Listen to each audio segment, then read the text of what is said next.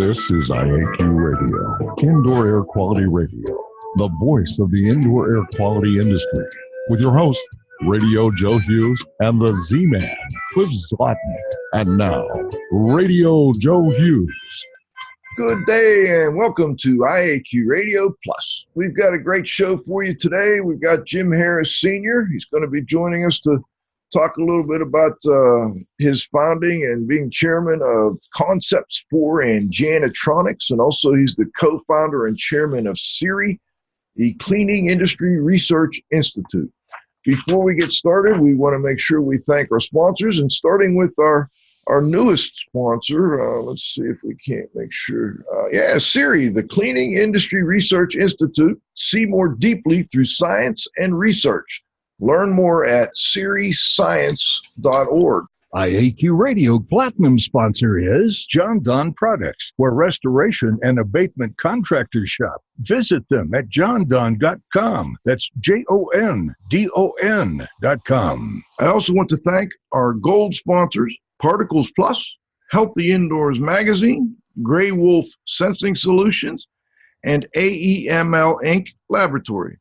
And of course, our association sponsors, the Indoor Air Quality Association and the Restoration Industry Association. And now you can win a cool prize. It's time for the IAQ Radio Trivia question. Be the first to correctly answer. Simply email your answer to czlotnick@cs.com. Or if listening live, just text your answer from your computer. And now, here's the Z-Man with this week's IAQ Radio Trivia question. Hello, everyone. Congratulations go out to Doug Conan, Aerotech Environmental, Dayton, Ohio. He was the first to identify W.J. Scott as the scientist who in 1953 established bacterial growth correlated to water activity, not to water content. The IAQ Radio Trivia question for today, April 5, 2019, has been sponsored by Ideas, the solution chemistry company, providing unique solutions to odor removal, surface cleaning, and decontamination problems. Here is today's trivia question. Name the publisher of Dr. Michael Berry's book, Protecting the Built Environment, Cleaning for Health. Back to you, Joe. Oh, tough one, Cliff. All right, today's guest is Jim Harris Sr. He's a consultant, trainer, corporate executive, and entrepreneur.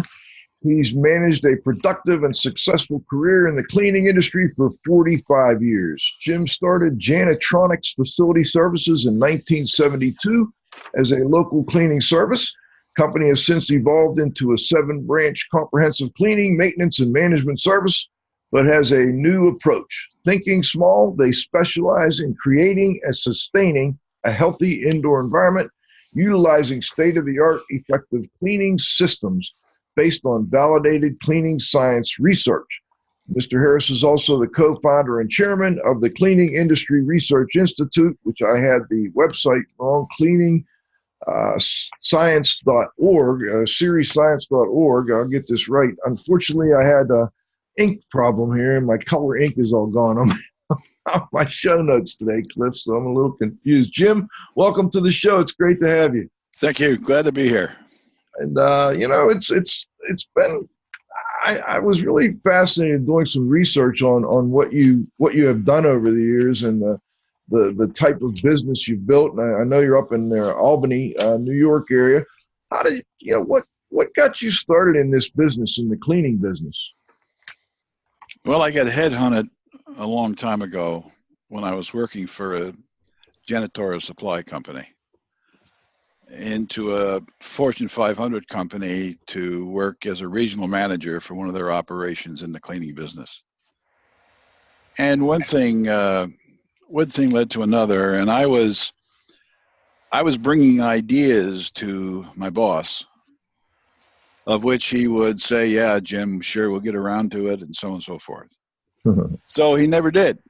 So I left. And then I went and started my own business. And I've been working ever since. And still working. All right. Are you in the office now? I am in the office. Yeah, I'm in the office. The consulting has taken on a big turn. The business now is operated on a daily basis by my son, Jim, who's doing a hell of a job.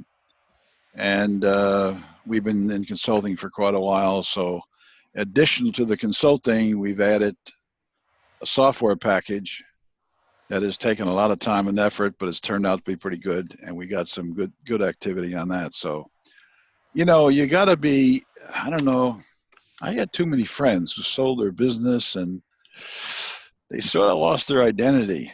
And I got to tell you straight up and down, I enjoy work. I enjoy building things. I enjoy helping people grow and management people and frontline people. I love customer enjoyment. I love competition. And so I just keep going as long as I can. Cliff, turn it over to you. Yeah, Joe, I know that one of the things that really made your business unique is what you refer to as the team cleaning concept. And what I'd like you to do is explain to me and our audience how team cleaning is different from the way it's done traditionally. Yeah, actually, it's an excellent question because most people think of anything associated with team, it means people working together. Mm-hmm. They don't work together. There is one team where a person starts a cleaning process and another one follows. But that's about it. They're not the different production rates and so on and so forth. So what the reality is in the industry, for as long as I've been in it, there's a system called zone cleaning. Take a person and assign them square footage and have them do everything. Mm-hmm. We look at it differently.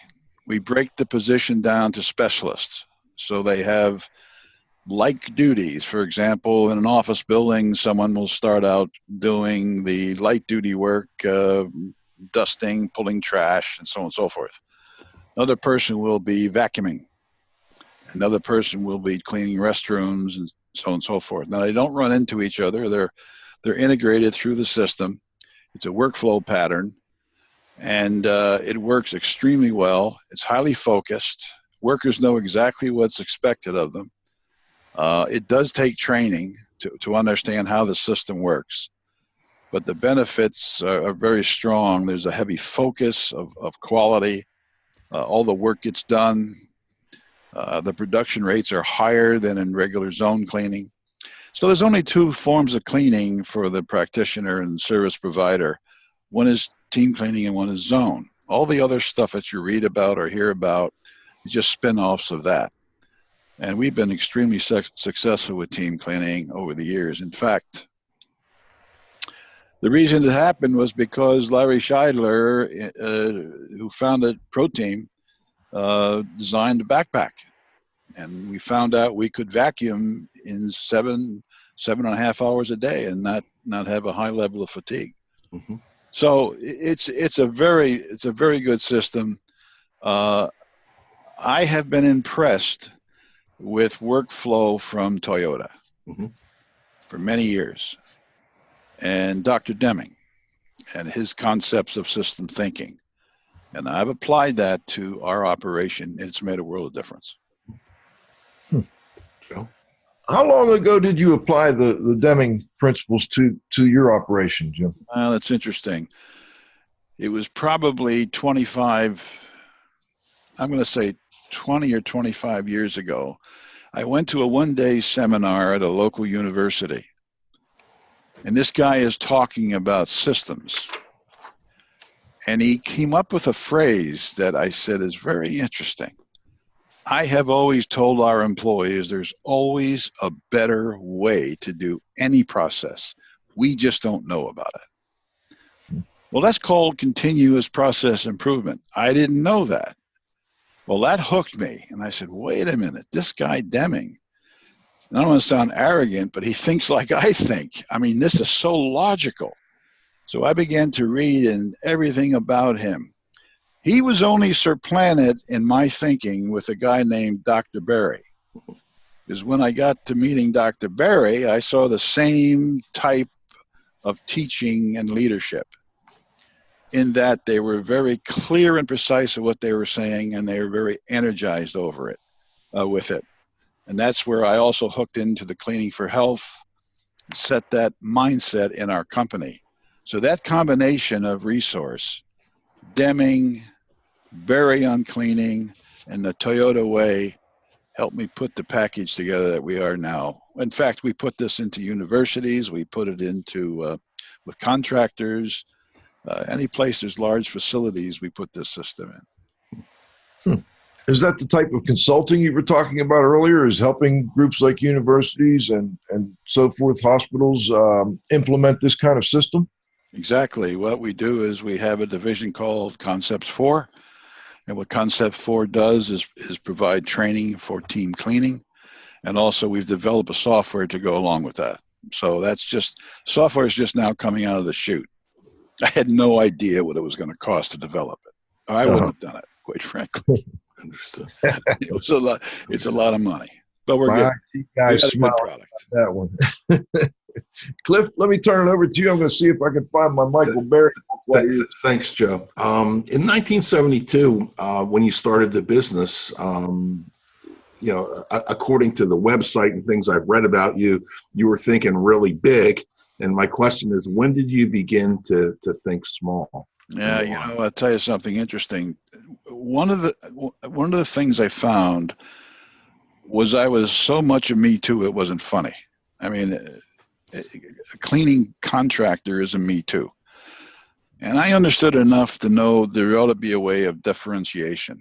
Mm-hmm. So I did a couple of things. One thing, to get the word out, I didn't know anybody. Now I know everybody in my town and so on and so forth. So I bought golf balls, about 10 dozen golf balls. Mm-hmm. And on Friday nights, I would go out to all the country clubs, and I would go to a hole, and I would throw a ball with my name on it out into the fairway, but I didn't quite go to the fairway. I went to the rough. And the reason for that was, after I figured this out and designed this, I said, if I'm walking down the fairway and there's a ball sitting there, I know it belongs to somebody else. If I go off in the rough, then I know that somebody forgot it or they can't find it. So this was going on, and all of a sudden I'd go to a cocktail party that I'd be invited to or some event, and somebody would say, Jim from Janitronics, hell, I know you. Now, he didn't know me from Adam. I heard about you. He didn't hear about me either. He found one of my damn golf balls. So we engaged in a conversation. All part came in to the differentiation with my fellow contractors. We put an ad out one time. I can't remember how it went, but we take care of the small things. We had a picture of a wastebasket with a little tiny piece of paper down in the bottom where we made sure we pulled out. The small things has to do to the efficacy of cleaning. The small things have to do with maintaining the process without breaking it. All the small things make up the big things. So our advertising and promotion went in that direction, and we started to get calls. You mentioned it sounds like that's kind of part of your success in the cleaning industry, thinking about the small things, implementing the systems management. I'm wondering how customers, and if you could maybe give listeners some tips on the whole cleaning for health perspective. Is that something that the customers relate to? Are they willing to pay a little more for it? Because I assume it's going to cost a little more to do it. Obviously, to use HEPA vacuums instead of a regular vacuum to clean those small things. Can you talk a little bit about that? Yeah. Well, it's pretty simple, and it's not more expensive. First of all, it's a mindset. You've got to get your employees thinking about health, having them understand the importance of the indoor environment, having them understand how they remove things from the surface and they dust properly and they vacuum properly and so on and so forth. Unfortunately, cleaning for health today has become a marketing phrase. Companies use it and they don't even know what the hell it means. They have it on their brochure. This is typical business stuff. But we make sure that when we put new processes in our company, we'll have somebody come in and give us a presentation. And I can guarantee you, one of our guys are going to ask, one question, and they're going to do it all the time. And the question is, what is the science behind your process? Can you talk to me about that? Can you talk to me about the validation of what you're talking about? And that's been born into our whole system and our whole operation. And, you know, people need to have a reason to do things. We don't do things without a reason, or we'll stop doing things if there's not enough reason there for it. So we have to give them reasons, and that's where the training comes in. So in order to reach a high performance level, you need to have an understanding of cleaning efficacy. You need to have an understanding of cost containment, and you have to have a management system in place to sustain the quality. And that's high performance cleaning, and that's what we specialize in, and that's what we teach. You know, Jim, I know that you've traveled. I remember reading an article, I think, where you took your son, I think when he was probably still in high school, he went with you to Bern, Switzerland, and you were giving a presentation over there. Is there a difference between how people that are involved in building facility management, custodians, et cetera, are looked upon in Europe compared to how they're looked upon in the United States? Yeah, I think that you know, I hadn't thought about it, but I got to tell you, you're onto something. In certain countries, some countries, it's kind of an elitism. I don't want certain people cleaning my home, for example. But you're right, Joe, or Cliff. In this industry, and this is what just POs means, no end. That's probably why I'm so involved in CIRI. In this industry, that operative doesn't have a lot of respect, except for the day custodian janitor who gets along with all the kids and so on and so forth. That's kids being natural. The reputation of cleaning personnel is not high. And in some cases, it's disrespected. Mm-hmm. Now, in our organization, we make sure we have over 2,000 employees, and everyone, without exception, is in a uniform. And everyone through team cleaning, because we've simplified, basically team cleaning can be broken down to work simplification and redistribution. They all know exactly what's expected of them. They all have a job card. It says, here's where you go, here's what you do, here's the allotted time you have to do it, and so on and so forth. It sets up a good span of control for management, so on and so forth. In CIRI, what we're trying to do, we're trying to put a round table together, if you will, of all the different elements that make up the cleaning industry, from research all the way to the mop. And in that regard, to help elevate the custodial staff, the person operating a floor machine or carpet care, or any type of restoration, whatever the case may be, mm-hmm. is to bring that pride to that worker, to that frontline person, because that's when the service touches the required need. That's the place where you can't lie. That's the place where it comes to that point, when the mop hits the floor, if you will. And that is something that's different in other countries. Dr. Shaughnessy, who works with us, will show you some pictures that he takes from different parts of the world, and he'll go through classrooms. And he'll say, can anybody notice which classroom is from America? And absolutely they know. It's the one that's all messy. Mm-hmm. All the other countries, everything is in place. So it starts with that dignity and goes into the workforce. That's been my experience. Joe?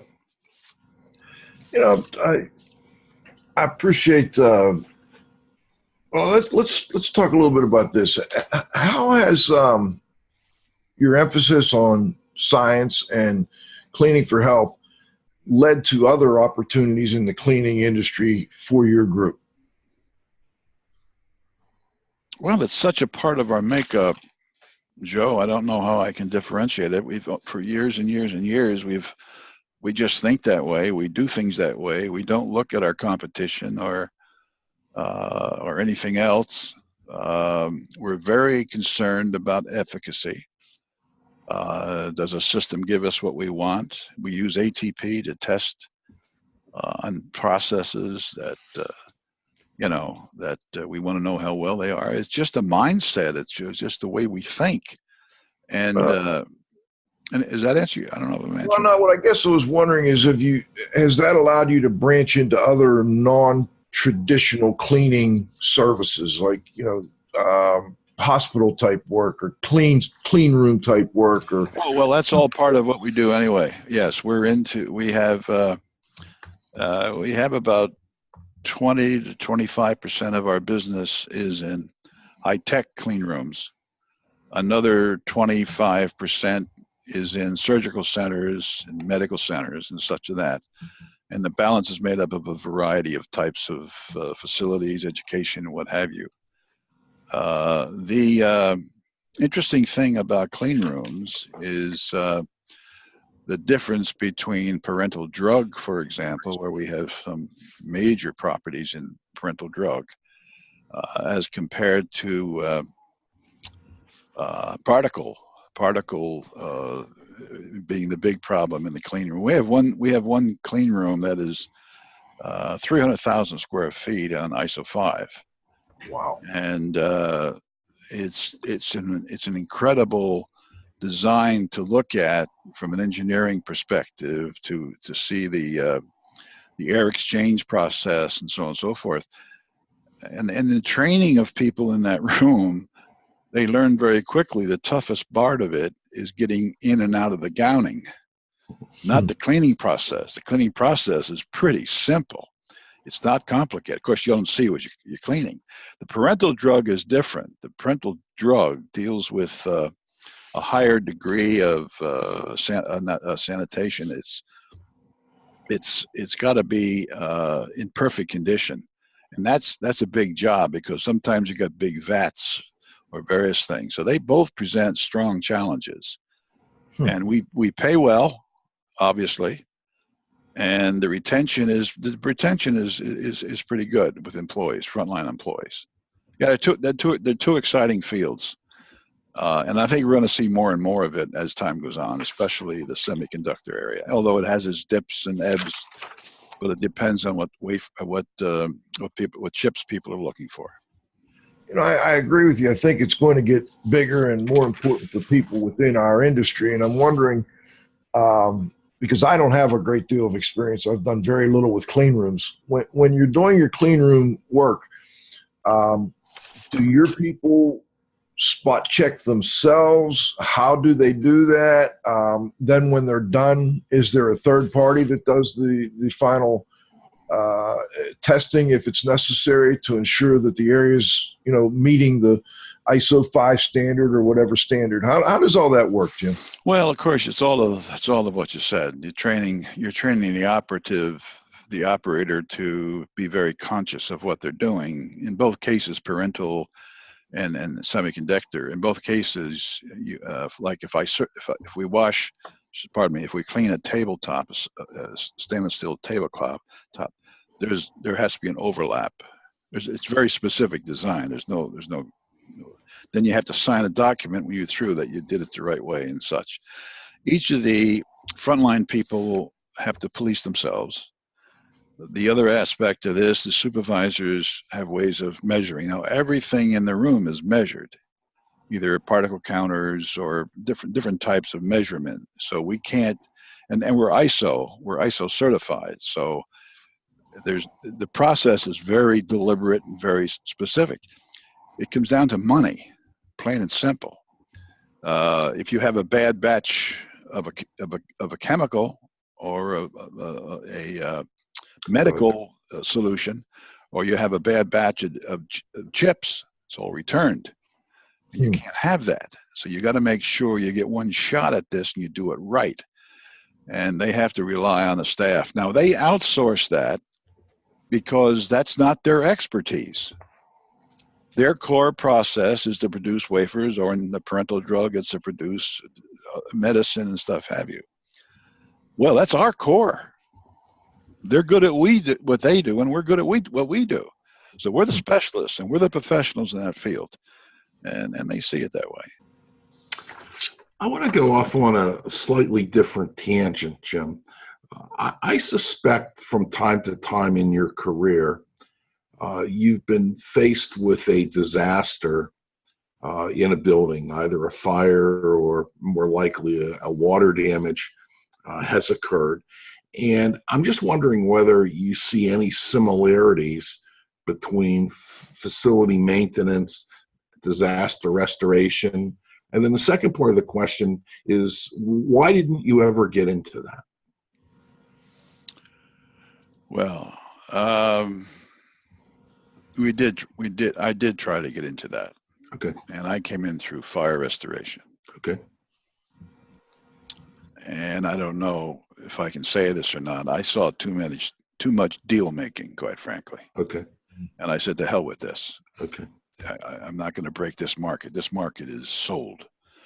So I backed away from it. And I looked also at restoration and so on and so forth. Mm-hmm. And found out that I got to be good at what I do, because I'm not good at what they do. And there's an awful lot of training, an awful lot of very high technical stuff that's on that side of the equation. And I said, let me stay in my lane and be good at what I do. So that's how that all played out. Okay.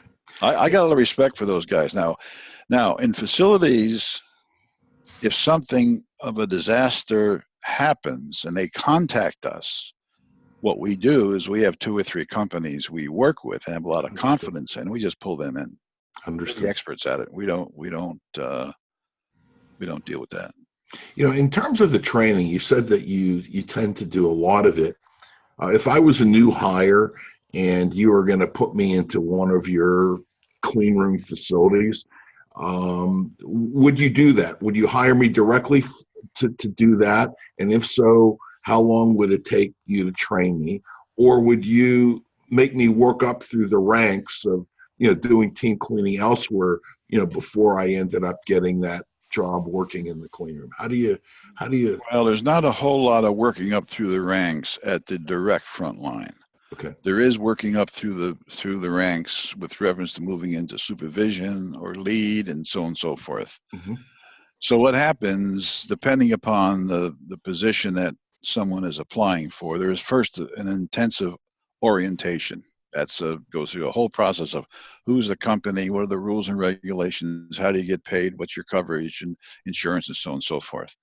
Then they're assigned to a facility. And then a part of that training is continued with that facility manager. Now, in the case of I'm not completely up to date these days with all of the clean room activity, but certainly you can recognize that the training is a little bit different for the clean room. The parental is a little bit more demanding than the semiconductor type. But I will say this, people look at this wrong. The most important thing in developing a great training program is to have a great system of cleaning so that you reduce the requirement of training. Okay. For example, if we're talking about a school or an office building, we're talking about training someone to clean in a zone operation. They have to learn everything, absolutely everything. In the team cleaning approach, we have to teach them how to vacuum. That's it. That's it. Mm-hmm. That's all there is to it. Now they got to understand what they're doing. That's where more of the training comes in. So it depends on how your system is broken down to determine how you bring people through the system. Okay. Joe, we're probably close to halftime. We are. Before we go, I just thought I'd ask one quick question, Jim. With the current economy, we got 3.8% unemployment. How is that affecting your hiring? Is it getting tougher to hire new people, or are you able to still get good people on? You've got I think you said 1,000 people. That's got to be a bit of a headache for you from time to time. Yeah, we have around 2,000. 2,000. It's a headache if you don't have a system. It's a headache if you don't put the emphasis on the right things by recruitment, going out to find people and attend job fairs and just 100 different things you do. You just got to do everything you can. Now, it should be remembered that in a lot of cases, these are not career jobs. It's a big misnomer. These are not career jobs. Some people stay in a career. That's because they decide to stay there and not grow as a person. But these are not. So therefore, you're going to have turnover. Well, we're not afraid of turnover. And we're not afraid of a bad labor market. I've been a believer since I've been in business. I don't care what the market conditions are. I will beat my competitor. I will have a better product. I will hire better people. And I won't be satisfied until I'm in that position. So when people and businesses talk about, oh, business, this market that, I'm saying, hooray, hooray. You guys go ahead and go and complain. I'll help you. I'll say, yeah, oh, geez, I don't sleep at night. But I got to tell you something. It's how you execute things and recognize the reality of these positions. Now, there are positions that do this kind of work in another field. It's highly technical, like that's what you guys are more familiar with than I am. That's a different ball game. That is a career. Not in the Jansan, you can see people in the school district that have been there for years doing the same job. And there's nothing wrong with that. But the benefits keep them there. Well, I'm a businessman and I'm in the marketplace, so I got to put good service out there every day and be very competitive. So I'm going to make sure that my employees know what's expected, so I'm going to have a simplified system that they can operate and cut the turnover down to some degree. But basically, it's just a question of a variety of different things that you utilize to meet the market demands. All right. Well, we're going to stop and thank our sponsors for halftime. When we come back with the second half of our interview, we've got Jim Harris Sr. We're talking to the chairman and founder of Concepts 4 and Janitronics, and also the co-founder and chairman of CIRI. And by the way, CIRI is our newest IAQ Radio Association sponsor. CIRI is the Cleaning Industry Research Institute. You can find out more about CIRI at ciriscience.org, and that's CIRI. IAQ Radio Platinum sponsor is John Don Products, where restoration and abatement contractors shop. Visit them at jondon.com. That's JONDON.com.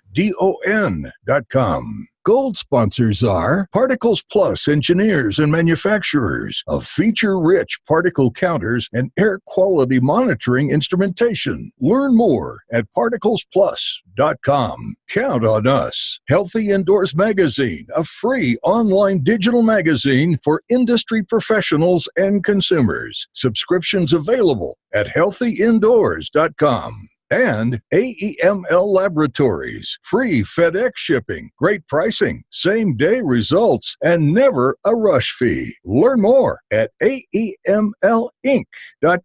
Gray Wolf Sensing Solutions, who use advanced sensor software technology and embedded computers to provide superior environmental test instrumentation. Visit them at wolfsense.com. Association sponsors are the Indoor Air Quality Association, a multidisciplinary organization dedicated to promoting the exchange of indoor environmental information through education and research. Learn more at IAQA.org. And RIA, the Restoration Industry Association, the granddaddy of the restoration industry. Network with leaders. Learn more at restorationindustry.org. All right, we're back for the second half of our interview. We've got Jim Harris Sr., and Jim is the co-founder and chairman of CIRI as well. And Cliff, I think I'm going to let you go ahead and run with the questions. Let's talk a little bit more about the Cleaning Industry Research Institute. Fascinating organization, and I want to talk a little bit more about their science-based education and the whole concept behind the CIRI organization. Cliff? Thanks, Joe. Well, let's start with a three-part question. I guess why, how, and when did you decide to spend your money and volunteer your time to help fund CIRI? Well, first of all, it's interesting. All your sponsors I was just watching Right. either are connected together through science research and cleaning science, or in one case they write about it. Mm-hmm. So the common denominator in this whole industry of all different types of providers of service or manufacturers or what have you are all connected in the field of science research. Now, CIRI has taken on a new look this past year because I had a brief talk with a guy named John Downey, and it was one of the more expensive talks I've ever talked about. John has joined us, and and we basically are giving him some open field to run and do some things, and he's already produced some things, but we're at a point where we're trying to grow and expand and build our basic structure so that we can switch from volunteer to a paid organization. Look, here's the game. The ignorance of cleaning, science of cleaning in our industry is rampant. I have yet to find, every time I get surprised, I always go to certain organizations and certain meetings to run into people. I talk about training, and I'm expecting them to give me ideas. It hasn't happened, but they tell me how deficient they are. They can't get the training done, and so on and so forth. Well, in order for us to train our people, we need to have knowledge, and that knowledge is going to come from the science. It's not going to come from products. It's going to come from science and new science. The reason I got so heavily involved, I didn't intend to. I had lunch one day with a fellow that lived in the area and is a publisher of magazines in the industry and other industries by name of Humphrey Tyler. And he invited me for lunch one day, and he talked about how do you think it would be if our industry had a research institute? I said, are you kidding me? You know, it's like, you know, is the Pope Catholic? Give me a break. That's don't we have one someplace? Nope. How involved would you like to be? Oh, I'll support it. Well, a year and a half later, I'm chairman of the board, and the guys that started with me had to leave for various things. Just when I just bought a motorhome and a new boat, and I'm about a year away from going into semi-retirement. All of a sudden, this thing has plopped in my lap. All right. Why? That's a good question. I think you guys know, and I think people that are on this type of a show, I don't have to sell this to. I hope we can get everybody involved. That's the key. But the reason is simple. We as an industry have to find leaders who will give of themselves to improve the industry. We have the responsibility to take the technology and the new concepts that are discovered or determined in the area of science and have that permeate down through various organizational structures. Like I said before, we got to put this table together with different factions. Just think about this for a second. You got trainers and instructors, and you got manufacturers, and you got build service contractors, and you got schools and hospitals, and you got a bunch of associations, and you got whatever. We're trying to get people around this table to nurture the growth and the interest of people to be curious of a better way. How do we have a more healthy environment in schools? I don't want a kid to get sick because the custodian had a lousy day. We got a challenge here, but it's not jumping up at us. We have to dig a little bit for it. So when I got involved with CIRI, we had a symposium about 2 years ago on disinfectant. We had 23 speakers. I'm saying to myself, disinfectant? We need 23 speakers to talk about disinfectant? Yeah. So during the session, we should have had 4,000 people there. We had like 125. There was a videographer, a female videographer, and a guy on audio. So I said to the group, I says, you know, on the lunch break, can we have a couple of volunteers go into a room off to the side? And can you talk about CIRI, of your experiences in this session? And we'll get you on video. Yeah, sure. So we got about 8 or 9, 10 people. One thing I noticed is this young gal as the videographer. She's listening to every word and shaking her head.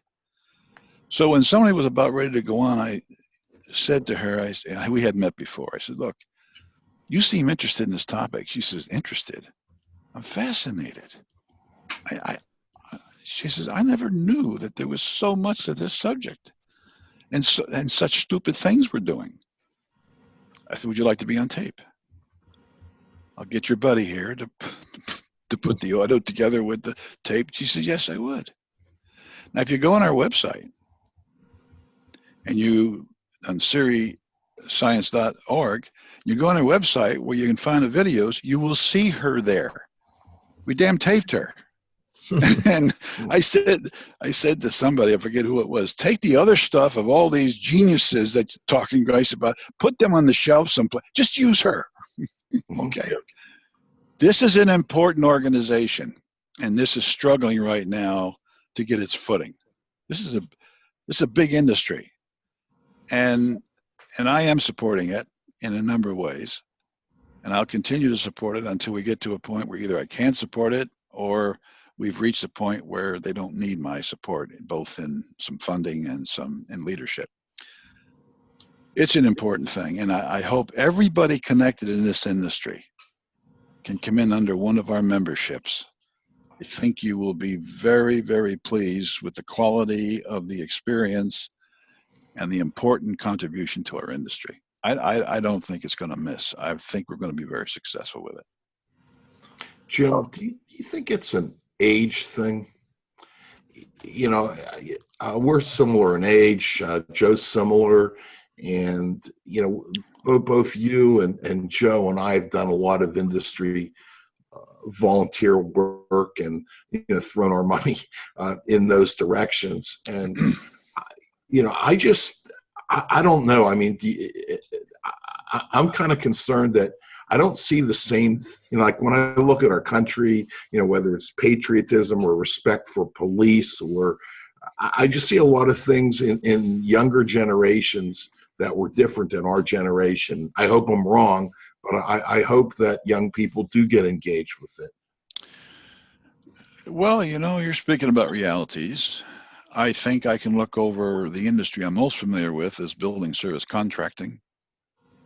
They get into everything, by the way. They get into all types of buildings and all kinds of service requirements. So they get into everything. I can say this. I can say my peers were like myself in many respects. I'm a high school graduate. Built it by myself. I mean, really by myself. And I got some buddies that have gone on and sold or passed away, and they had strong commitments to ethics and all those things. So the biggest change I see is the attitudes of, I don't know, it's people in general or young people. We don't have too much respect for anybody. So those who normally don't have a lot of respect are catching hell. But I look at it on an organization by organization basis, and I look at the values of an organization. I just talked to a young gal in the hallway who worked in our HR department when she first joined us, and really what it was pushing some papers around and such. And she caught on, like a lot of young people we have here do. They find an interest that grows and grows because we keep teaching. Mm-hmm. I just bumped into her. She's at one of our huge parental drug operations, and she's on site as an administrator to some of the customer people to work with. I mean, she's like changed 4 levels in the space of 2 years. So I think it has to do with leadership. I think people aren't that much different. I think when I was growing up, my connection with the church was different than I see a lot of kids today. I don't know if I can say this or should not say it, but I can tell you the biggest problem in our country is moving away from God. That's not tough for me to say. It's just a damn reality. I agree. People don't want to hear that. But that's the biggest thing. The ethic, forget ethics. We're clear into corruption today. I mean, that's just the way it is. It's not just in the government. It seems like it's in a lot of things. Why, I don't know. The only thing I can relate is the ethical aspects and the movement away from God. And that's my own personal opinion. I have hope. I've met a lot of I'm on the board for a long time of Youth for Christ. And we work with kids. Stories will break your heart. We work with kids, youngsters who go home from school and don't know, they haven't seen their mother in 5 days and their father in 4 or 5 months. Sometimes I come home and some guy is sleeping in the bed they never saw before. I mean, these are not lies. We've got some tough lives going in our country for young people. We better pay attention to it because it's going to bite us. So maybe age has something to do with it, but actually it's the mores and folkways today. It's the way everything is cynical. Jim, you can't be that honest. You're just talking. You're just giving a sales pitch. See, that's cynicism. And we get a lot of that. But your generational stuff happens, Cliff. I guess that's part of it. Your generation and my generation, that's a whole lot different than the generation that's sort of coming through the pipeline right now. And we see it here when we hire people. So for us to hire a worker, a cleaner, and a specialist, it's ratios 1 to 13 right now. So every 13 people that come in, one's going to get a job, 12 or not. How's your ratio with respect to male and female these days, Jim? I don't know. Okay. Just curious off the top of your head. Don't know. Let's talk a little more about the CIRI. I got my latest version of the Cleaning Science Quarterly here. I don't know if folks can see it. I love this. I love the fact that there's another IICRC had done some of this a little bit. They put out maybe a year's worth of this type of a magazine, and I'm very pleased to see that you guys have taken this up and run with it. You call it Cleaning Science Quarterly, and all the articles are peer-reviewed.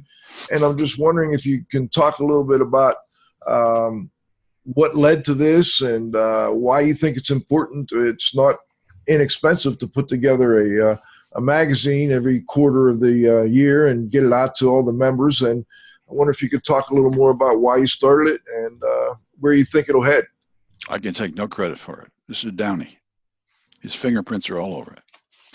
An association has to have a communication device. There's got to be some way to get to the organization.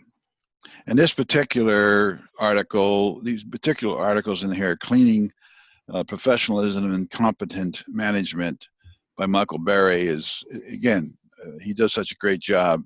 And here's what I tell my folks in the cleaning industry. We read articles all the time in magazines, in industry publications. These articles are peer-reviewed and overseen by our editor, John. So these things are backed up.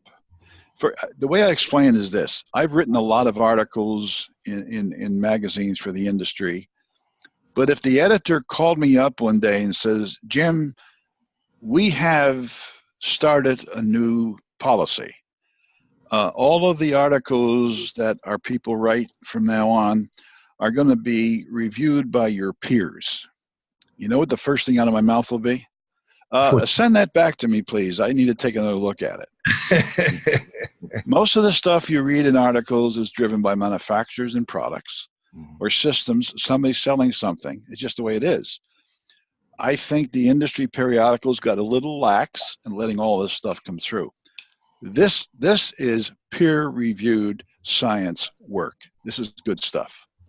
And everybody should look. I don't know how this is going to fly. I only know that it's the right thing to do, and I only know that it's very important to a lot of people. It's certainly important on down the line to organizations that are looking to put standards in place that they can hang their head on, and so on and so forth. So it's well worth the effort. There's a lot of good people behind it. We make headway slowly. You talk about cynicism. A lot of people say, oh, that's kind of cool.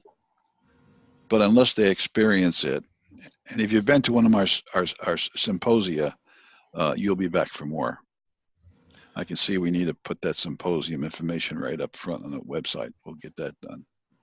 You know, the other thing I wanted to mention in this new quarterly Cleaning Science Quarterly, well, maybe this isn't the newest one. This is winter 2019. I guess it could be. This is the second one. Yeah, this is the second one. Right. Research to Practice, Methods for Assessing Mold-Contaminated Soft Surfaces by Joe Spurgeon. And Joe's been a guest on the show quite at least a couple of times. And I like the fact that his article got in here and went through the peer review process because he, frankly, was having trouble getting people to give him feedback. And I think I know I haven't talked to Joe since seeing this was in here, but I can pretty much guarantee he appreciates the fact that he got some good feedback and probably some hard feedback from peers about what he's publishing. So I think that's a lot of these guys and gals, they look for a place to get themselves published, but they want to look to a place that is our type of journal. And I've been in this, now I know a little bit more about how this is done. I've been in it for a while with CIRI. I've seen good science put on the shelf. And that's no good. We got to get that good science into the flow of work, into the mainstream of servicing people and people learning, and the standards for training programs and standards for evaluation and so on and so forth. So this is not this is an important association. And by the way, memberships are associations, trainers, and can't even think of the third one. No, scientist, researcher, trainer, right, and trade association. Yeah, and the trade association group is going to come the slowest. We recognize that. They meet 2 times a year as a board and such. So, but it's a very inexpensive proposition. It's a great benefit for an association and their members. And sometimes you got to make this stuff available and it's like the doggy in the window sale. And you love the dog, and you go inside and they say, well, look, would you like to take the doggy home for 3 or 4 weeks? They say, oh, can I? Yeah, sure. Take the doggy home. And they take the doggy, and then all of a sudden they get a telephone call from the doggy store, and they says, well, we're going to stop by this afternoon and pick up the doggy. And the person says, you're going to pick up that doggy over my dead body. So you get involved here with CIRI, and you see what we're trying to do. Let me put it to you this way, man. We love everybody. We have no enemies. We don't dislike anybody. We're not in competition with anybody. This is an industry venture for an industry that needs it. When we first got into this, I used to say to people, we have to determine what is true. We have to determine who needs to know, and we have to determine how do we get the information to them. Well, now with John coming in and his thinking and his approach to publications and stuff he's done in the past, he's given us that extra piece that we've been looking for, and we're pretty damn excited about it. You know, Cliff, I know you may have a question, but I think we've got John. I want to make sure. Can we bring John in? Let's give it a try. Mr. Donnie? Hey, Joe, I'm here. Great. Good to have you, John. And I just wanted to bring you in and see if you had any comments or questions for Jim. Well, I have one comment, and I've spent... Hard to believe, John. Yeah, so unlike me. No, my comment honestly is, and I've been working very close with Jim for the past 15, 18 months. I mean, we meet every week, at least once a week, with the executive committee of CIRI.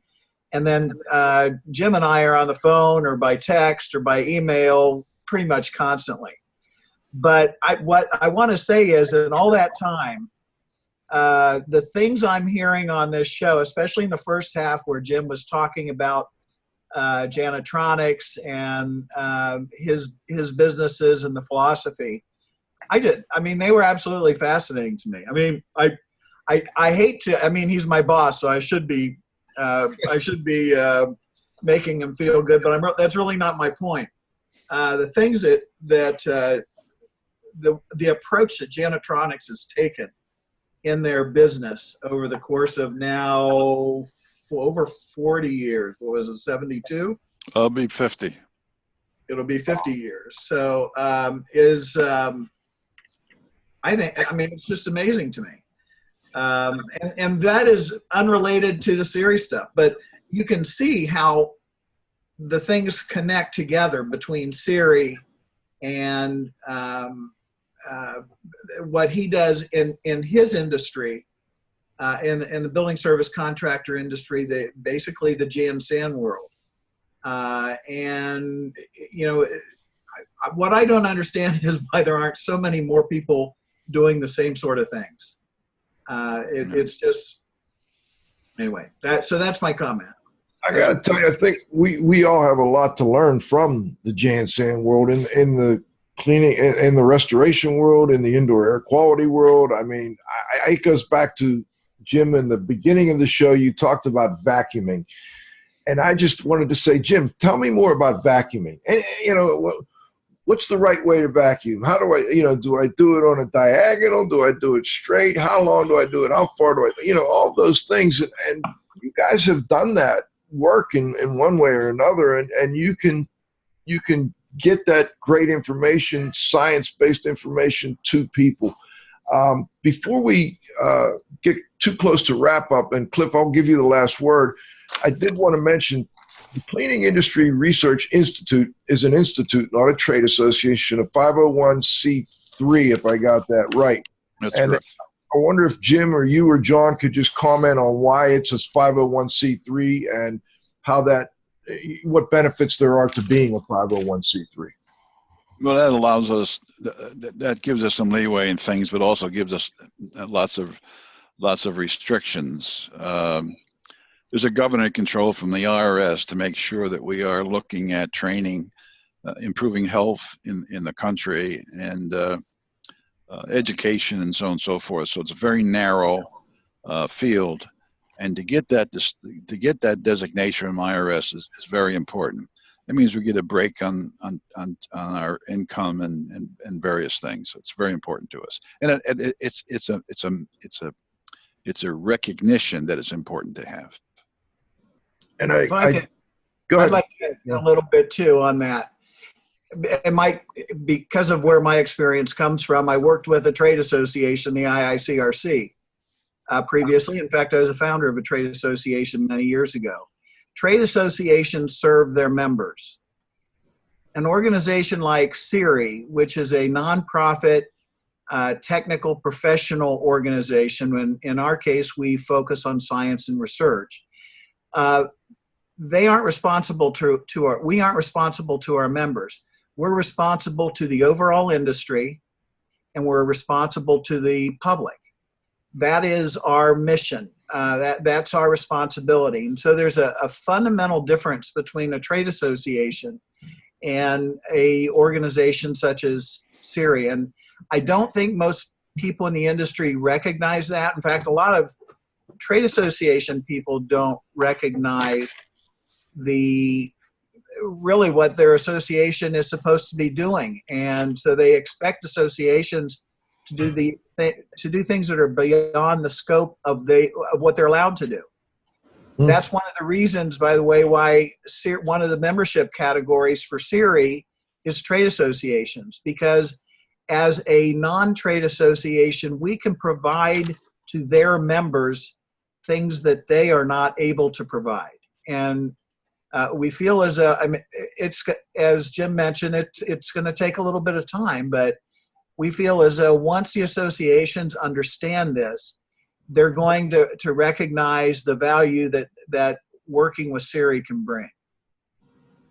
Yeah, I think that's a great point, John. I think it's an important point that Cliff and I help a little small regional trade association, and I think we should probably look at being able to be a member of CIRI, and then you could help us with, for instance, information that we can make sure our members have access to. You've got a lot of great information on the CIRI website, and most of it, I'm not sure, maybe all of it is open to the public. Is that correct?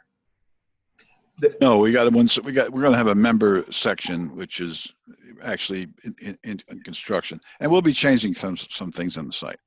I see. Okay, but I think you're a great clearinghouse for all this information, and it needs to be accessible to the industry. All the articles and the papers and the research and so forth. That there'll be a membership application on its way, Joe. So. Okay. Joe is a member, by the way. I am. Okay. I am a member. And by the way, Joe, on that, there is going to be more of a more robust members only section, because we have to provide benefits to our members. Sure. And this is important, trade association members get the value of the website through their association of CIRI. So they get that value through their association membership. That's one of the more important things that we feel like we can provide to the trade associations that they don't do themselves. I think these guys are on overtime, John. They're going to get paid for overtime here. Cliff, let me let you get the last question in, and then, of course, we always like to finish with anything that Jim would like to add. Okay, Jim, you've been at CIRI for a while now, and there's been, good, bad, and mediocre. What, from your perspective, has been CIRI's greatest accomplishment? Well, I think the science that we did with our partner ISSA was outstanding. It has created a foundation for K through 12 schools. There's more to be done on that, and we need to work things out. But I think that was a major science effort. Can you just tell, because some listeners may be unfamiliar with it, if you just, Well, we were looking to how we can measure the surface in schools to see when a surface is clean. Mm-hmm. And that took an awful lot of research and a lot of repetition. And we found out that the best measurement we could come up with was ATP, using an ATP device. We didn't start out that way. The science brought us that way.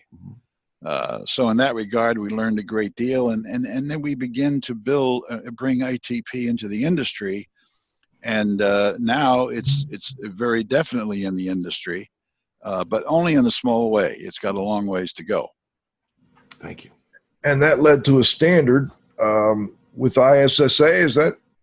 That's correct. We have a standard with ISSA. Their members have access to it, and we've got some things we'd like to do with them in the future. We want to build our organization first and get our feet under us for the new direction that we're going. And we're talking to a number of associations at this point, and there's a lot of interest, but they move slowly, and that's just a mechanism that we have to appreciate. I also want to quickly mention before we close out two things. One is 501c3. As I understand it, you can take donations and then they're tax deductible. Is that accurate? That's accurate, Joe. So go at it, babe. Okay. And finally, I don't think I think we would be remiss if we didn't mention your Cleaning Science Advisory Board. I know that Richard Shaughnessy has been a part of that for many years, and he was a big part of the ISSA and the schools clean study that you worked together with ISSA on. I just wanted to mention him and that work that was done there, and that there is a Cleaning Science Advisory Board that, you know, you have PhDs and others on that board that help to make sure that the information you're sending out to members is science-based. Yeah, there's you can go on our website and see that and who they are. Look, this is serious. This is very serious. And there is Dr. Spivak, who's the head of it, and John have worked together, putting together a whole bunch of ideas and sub teams and committees as time goes on to tackle certain projects or delve into certain things on that whole umbrella of the Science Advisory Council. And yeah, it's unique. I don't know that there's anything like it.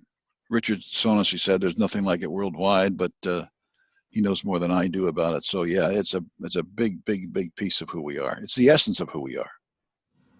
And before we go, Jim, I just want to see, are there any final thoughts you have for our listeners? I know we ran a little over, but that's one of the advantages we have as a podcast and YouTube version. We can go as long as we want. Well, you know, I thank you for this. I had never expected to be on your show. I have never seen it. It pops up on my screen all the time. When I was investigating various parts of the industry, I had run into Cliff when he was a very young man, and many years ago, and I recognized his name and such. I think you're doing important work. I know you want to probably reach a lot more people than you're reaching. Everybody does want to do that. Sure. Again, we thank you for the opportunity. I think people that are your followers are serious people, and they're curious people. And my suspicion is they want to grow individually and as an organization. So I'd highly recommend, if you can, find a way to our association.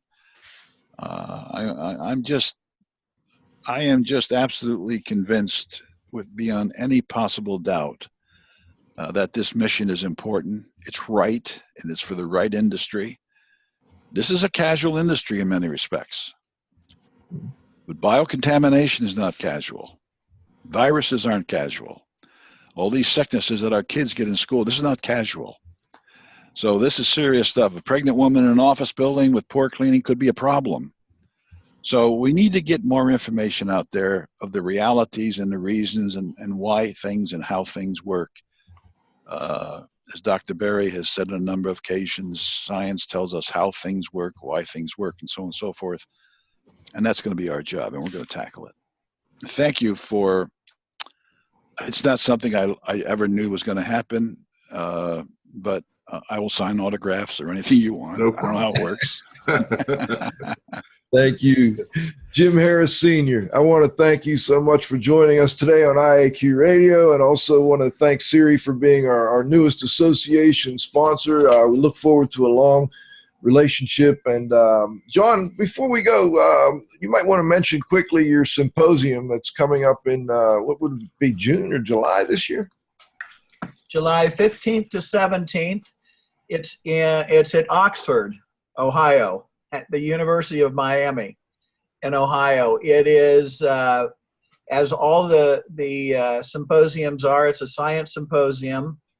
I know I'm sensitive that I need to be quick about this, so I just briefly say there are 6 different sessions, each featuring 3 or 4 short presentations, followed by a panel discussion. And we are really working on making this, and it's very consistent with the things that you're doing, Joe, a research to practice, practice to research symposium, so that we've got a good mix of the different disciplines that are required for us to build that science of cleaning. Thank you.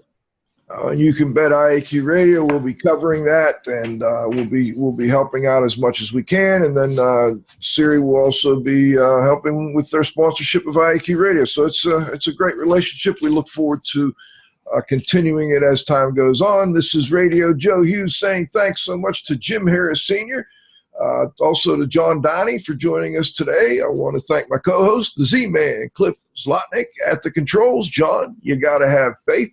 Most importantly, our growing group of loyal listeners. And by the way, we've got another great show lined up next week. We've got Dr. Gene Cole. In fact, I picked up, I decided that we had to get Gene on after I saw his article in the first CIRI, what we call this, Cleaning Science Quarterly. So looking forward to a great discussion next Friday at noon on the next episode of IAQ Radio Plus. For IAQ Radio, I'm Spike Reel saying thanks for listening.